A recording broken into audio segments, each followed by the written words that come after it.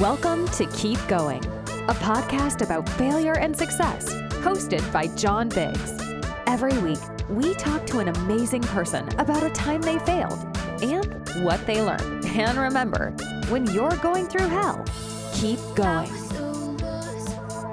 Welcome back to Keep Going, a podcast about success and failure. I'm John Biggs. Today on the show we have Mark Hopkins, Mark Rizzn Hopkins. I've known you, Mark, for seems like decades now, but you have an interesting story to tell about about trying to do the right thing and going to federal prison. So welcome to the show, Mark. Thanks for having me. Yeah. Yeah. It's been a minute. Certainly, yeah, it may be decades at this point. Feels like it, right? I don't know. I don't remember. I think we were running around maybe 2011, 2014, something like that. Like when I was hanging out with Jameson Lopp, those guys, and I think we met in Austin once. Definitely. Yeah. Like that. Anyway. We were like some sort of South by thing. We were both in the blogging world, so we definitely ran into each other a few times. But So the headline, I think the last time I was on a show of yours, it was pre-prison for sure. Mm-hmm. So I as you mentioned, Lopp, I've been inside of crypto and been doing stuff with crypto since about 2011.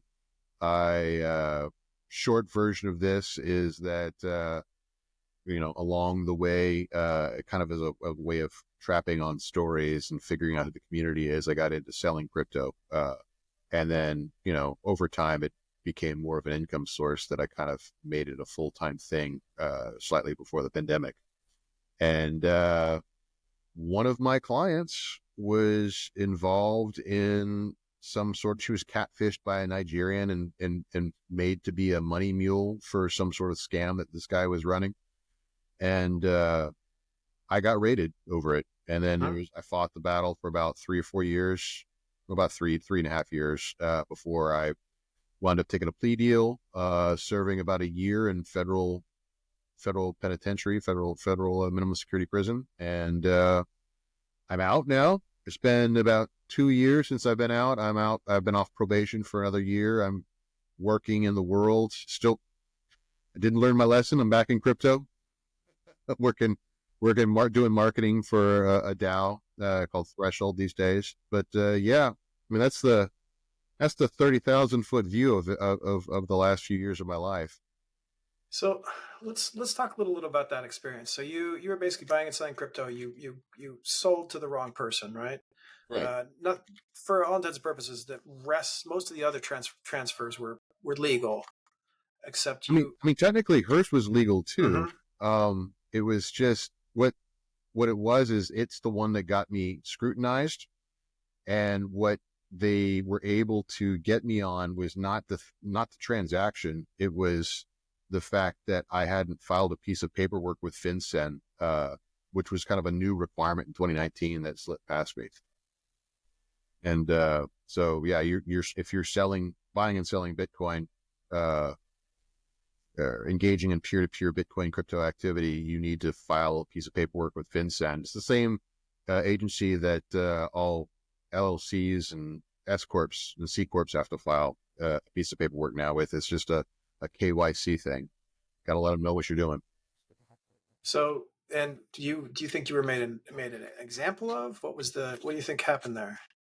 Well, I mean, it's no secret now that several financial organizations, financial regulatory organizations, have been engaged in something that some parts of the press are calling Operation Choke Point 2.0, which is it was never officially named that, I don't think, but it's a callback to a financial debanking operation that was named Choke Point that was targeted at a different group of people. But a lot of FOIA requests have started to uncover the fact that there were people in like the CFFB and FinCEN and FDIC that were collaborating extrajudicially to debank the crypto industry. And part of what I got caught up in was an initiative by FinCEN to make it easier to cut off crypto by first getting rid of the peer-to-peer markets. And so then after that, you're left with, Coinbase, crypto.com, exchanges and that thing. So now you've got, instead of thousands of, places where Bitcoin and crypto are being traded, now you've got like 24 or, 100. And then they just start to slowly, tighten that noose a little bit. And that's kind of what's been documented in the last couple of, I would say couple of months, through some of these FOIA requests.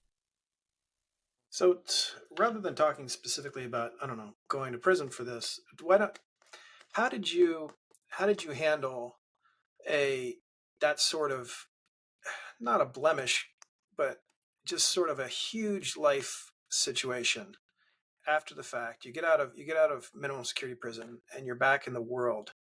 And the way I'm thinking about this is, if you had cancer, or if you went through a debilitating, I don't know, situation, or you went through a massive divorce, how did you manage the upset of your jail time after the fact? When you came back out, what was the first thing you did? What are some of the things that you did to get back to normal? I mean, you don't really realize what you miss until you don't have it. Like everybody when they're locked up likes to play the game. Like, what's the first thing you're going to do when you get out? And like, the joke, not really a joke, but like the implication is like, how late are you going to get the moment you get out type thing, but like really I had it narrowed down to three things that really I missed the most. One was a temperature controlled shower, because you have no temperature control in those showers. Two, I was sleeping on a mattress that was got cushioning more than a half an inch thick, not backed by steel. And the third was like having a non-violent physical touch. Like that was like you just like, when you kind of like narrow down what's life like on the free world side of things versus what's behind the fence. Those are like the things that you're like, these are the check boxes I want to check off immediately. And it's not like grand, or I don't know if even broadly applicable outside of that particular situation, but those are the milestones that when you cross over, you're like, okay, it's starting to feel a bit more normal. More broadly, like I didn't feel traumatized while I was in there. Nothing really horrible happened to me. But it's been 2 years now, and you start to kind of unpack and unwind yourself from the where you were, and it's kind of, you can't overstate what, like, even a short amount of time of just being in constant fight or flight mode does to your brain. You got to unlearn some stuff. So that is like kind of the most specific to my situation type stuff that I had to figure out. Beyond that, like really, I've been kind of planning my PR moves and my like career rebuilding stuff, because I've seen people that have gone through this and navigate it successfully, like Charlie Shrem. I mean, essentially my exact same situation, but it was a state charge, or state then a federal charge, and it was, like eight or years so before mine was, and he's doing pretty well professionally. He's still in the crypto industry. So, like I knew that there were some moves that I needed to make that, my past as a media person kind of told me, okay, these are how you need to handle things. And that's kind of been the suggestion that I've had for a lot of folks that have talked to me since that are in similar situations. And well, the narrative, yeah. And how do you? So, what were some of the things that you did to prepare yourself, or to get back into the working world, right? Because I mean, that's on an average resume, that if they do a background check or whatever, it's going to be problematic. I'm not sure about crypto. I think it might be almost like a badge of honor for what you had to deal with, unfortunately. You'd think, right? I mean, that's kind of why I still am in crypto, right? Because it is difficult for me to get into, like, I mean, I'm qualified to do like a director of marketing at like, some regular type company or whatever, right? I could go to a furniture chain, or a furniture manufacturer, be their marketing guy. But like, they're going to look at this, I mean, the DOJ put out a press release about me, right? Yeah, so yeah. it's the first thing that pops up with my name. So I'm kind of left with a couple of options. Like I can blog for a living, or I can work in crypto. So it's where it does kind of help. But even then, like, it's crypto's starting to get more institutional, right? So I can't work for JPM, I can't work for Coinbase. So it's definitely one of those things where like I have to be open about it. Like it has to be one of the first things, like these types of conversations where I'm not like trying to gloss over my past and say, oh, well, never happened or whatever, or try to bury the SEO. Like I've just got to be open about it. Like, hey, it happened. I made some mistakes, I don't think I was morally in the wrong, but I certainly made some technical errors, and wouldn't do that again. Now we were talking earlier about another focus of yours, which was basically getting Ross Ulbricht out of prison. Ross obviously was the founder of the Silk Road, one of the first kind of darknet markets.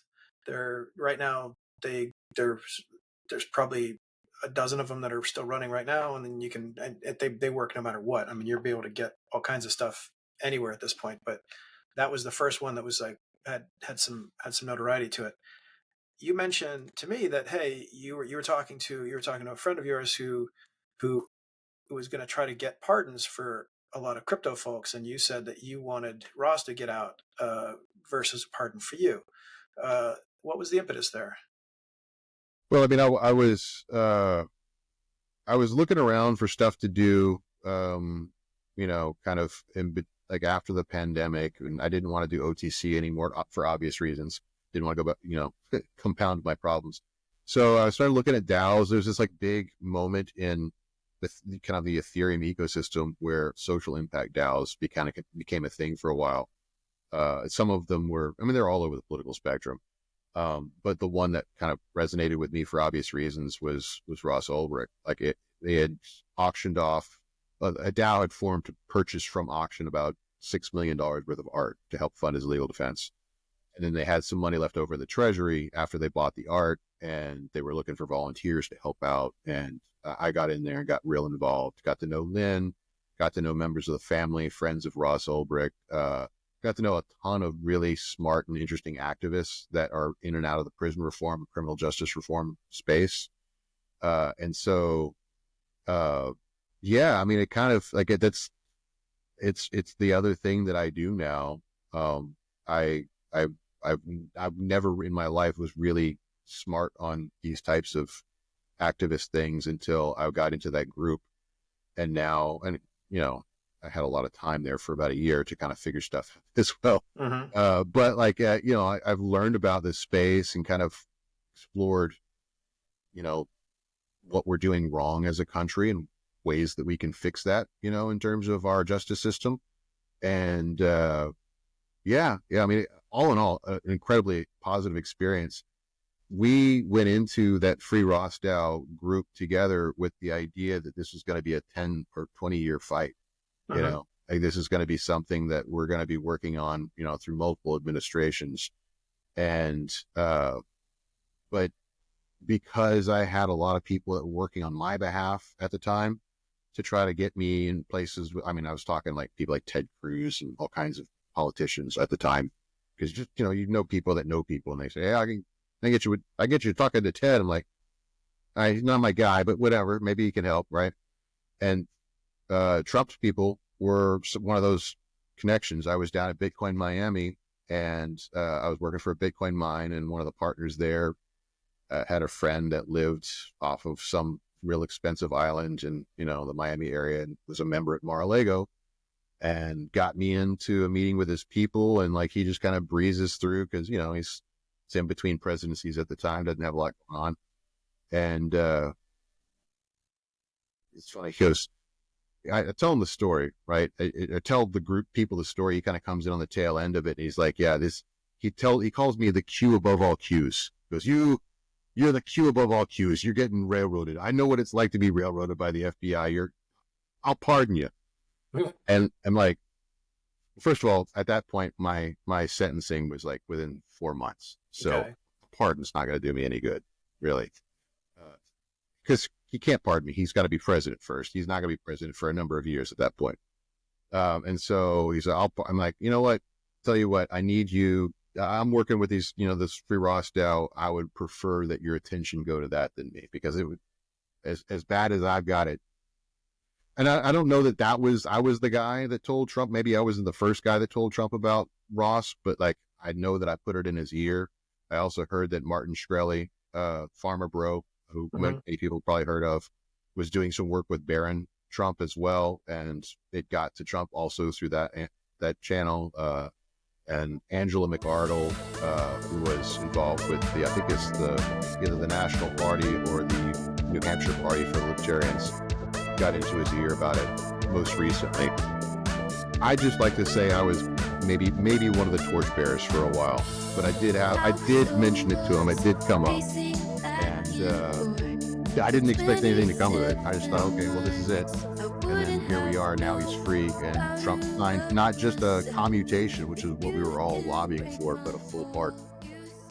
Well, I like the idea that you were able to get something done for somebody who, I mean, look, it's you guys went to prison for approximately the same thing. If you really think about it, you basically used a mode of payment that the government didn't like. Ross got a little nuts near the end there, but I mean, there's nothing. It's mostly entrapment. In terms of this, in terms of your ability to get things done now, do you think that you've been given a different view on how to solve problems? Well, I mean, it's not to.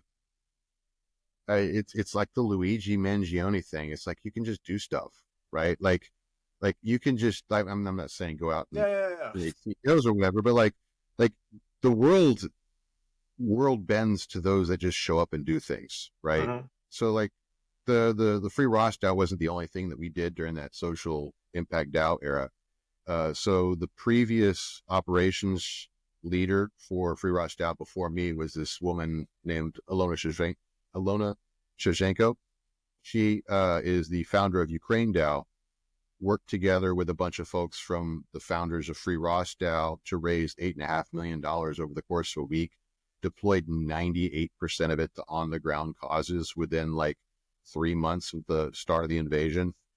We're busing hundreds of people away from the front lines into safety over in Poland. So like that was before the government could even get its pants on and figure out what they were going to do in terms of, aiding the effort or saving lives. So like, again, you could just, that whole era of my life kind of taught me, you just show up and do the things you're going to do. You maybe you'll fail, but like, you're certainly not going to get it done if you don't try. Right. Mm-hmm. Okay. And just to be clear, he called you the Q above all Qs in terms of like QAnon kind of stuff. Like you were like, that was the implication. Yeah. Okay. Like I think it was like his way of like giving me a compliment or something. I don't know. Okay. That's all right. That's interesting. Maybe you're like, I don't know. I don't quite get the implication. Maybe maybe everybody who like uses computers is a Q. It's just a direct quote. Like I didn't try to.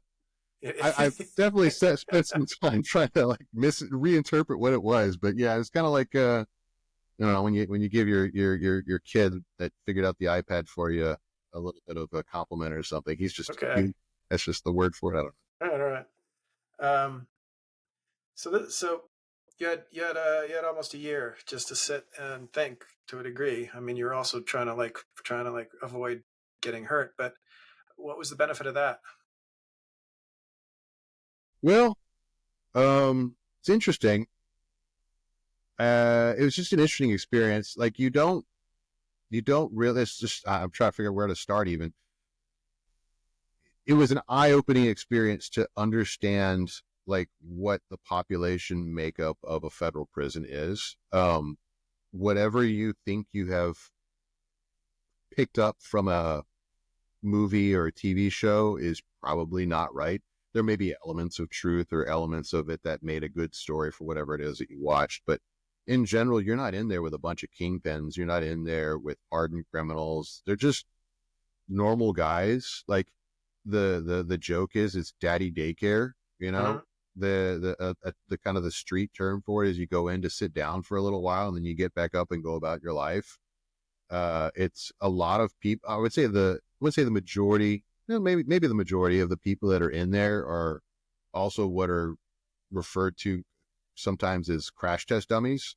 Mm-hmm. Because organized crime will very often, uh, put somebody in a position to get caught, to attract law enforcement attention away from something that is actually going on that is higher profile or more important or has more money on the line. And so many of the people that were in there were either like first time offenders. Like, I'll just give you some examples. Like there was a guy that I used to cook with. We would whole other story, but like we were cooking partners on stuff. And he went in when he was 19 years old. He was just a college kid, relatively straight-laced dude. Had an uncle that was loosely affiliated with the cartel, did trafficking, and his mom had gotten into some severe medical debt, and his uncle had convinced him to go pick up a package from Oklahoma City and drive it down to Houston. And it was the first time he'd done anything, more serious than buy weed off of a guy, and, it was a setup.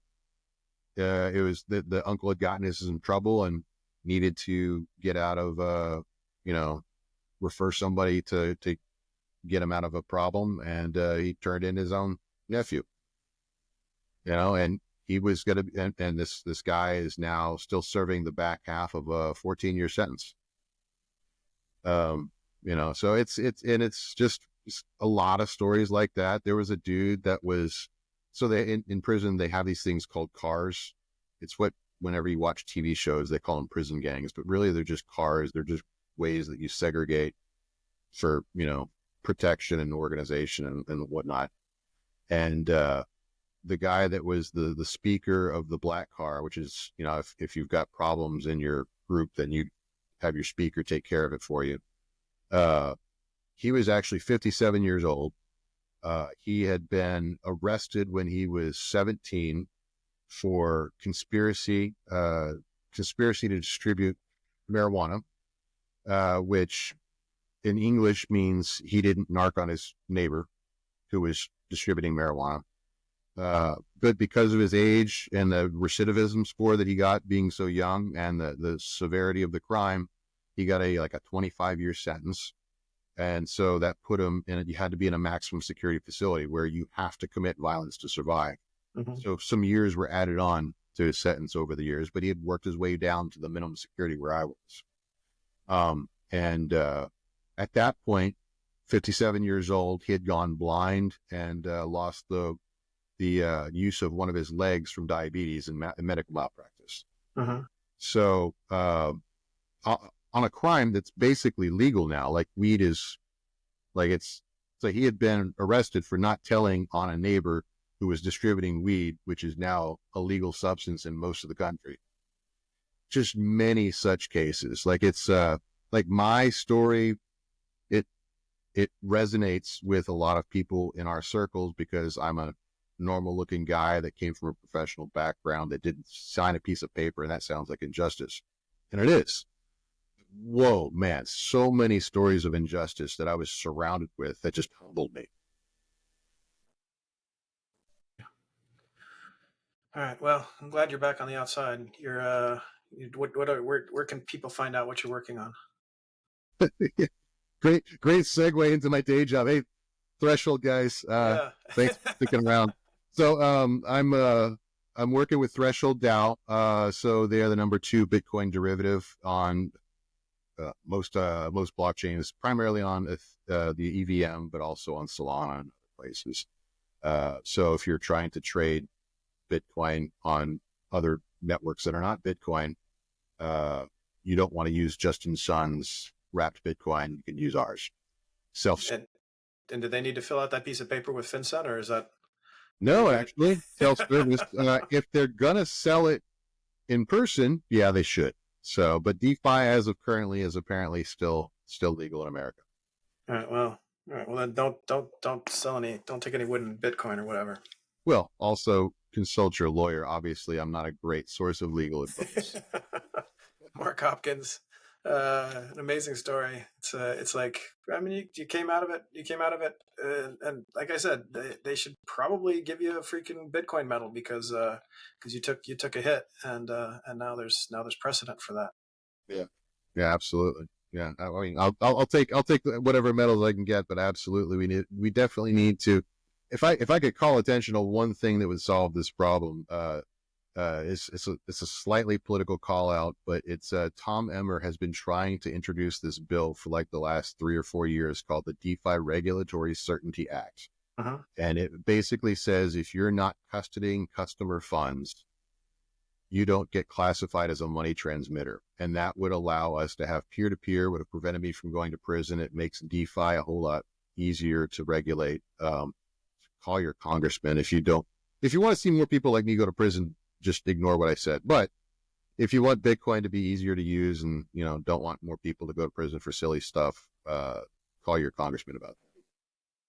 Well, thanks a lot, Mark. This has been Keep Going, a podcast about success and failure. I'm John Biggs. We'll see you next week.